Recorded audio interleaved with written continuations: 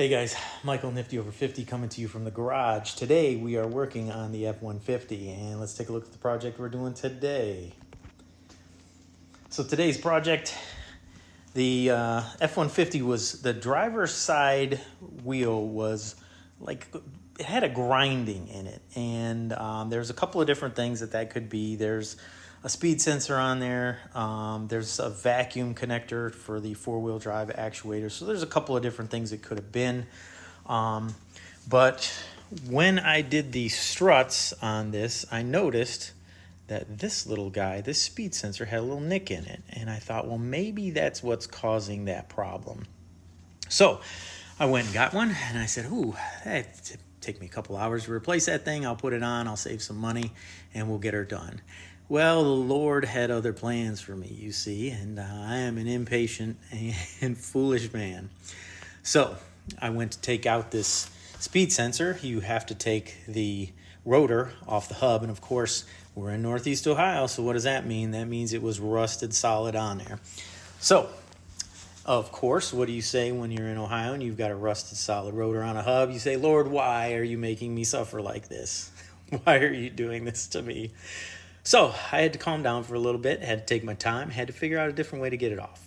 I did win that battle, thank the Lord, and moved on to the speed sensor. Now, the speed sensor goes down in behind here, and there's a little bolt that holds that speed sensor on. And that little bolt is a 7/32. Yeah, it's an oddball. But when I went to take that bolt off, we are in Northeast Ohio, so the head of that bolt snapped clean off.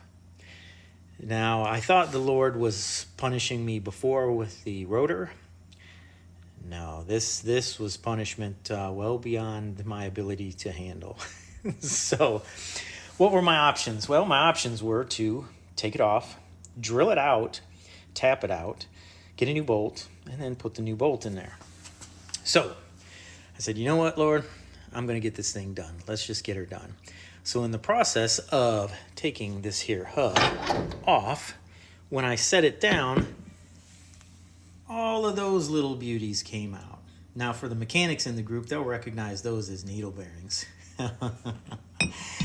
If the head of that bolt had not broke, I would not have taken that hub off. I would have put that new speed sensor on there. I would have happily drove down the road, and at 45 miles an hour, this thing would have started grinding again. And then I would have said, Lord, why are you punishing me like this? So, what did he do for me today? Well, he taught me a lesson. Sometimes things happen for a reason. Sometimes something that stumbles you in one area protects you in another. You know, guys, I am a sinful, impatient, foolish man, and I thank the Lord for taking the time to teach me these lessons so that I can learn to be a better person. The hubs are on order. Now, Henry Ford's laws of multiples. Let me tell you about Henry Ford's laws of multiples.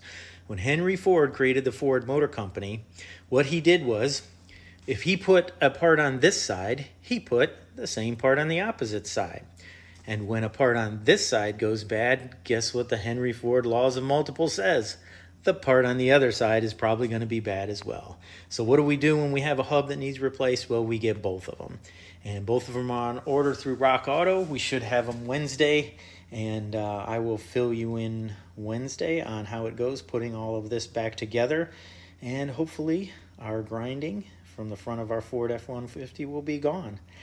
So, what lessons did we learn today? Well, we learned that we need to be patient, to thank the Lord for the lessons that he teaches us, and we need to remember Henry Ford's laws of multiples.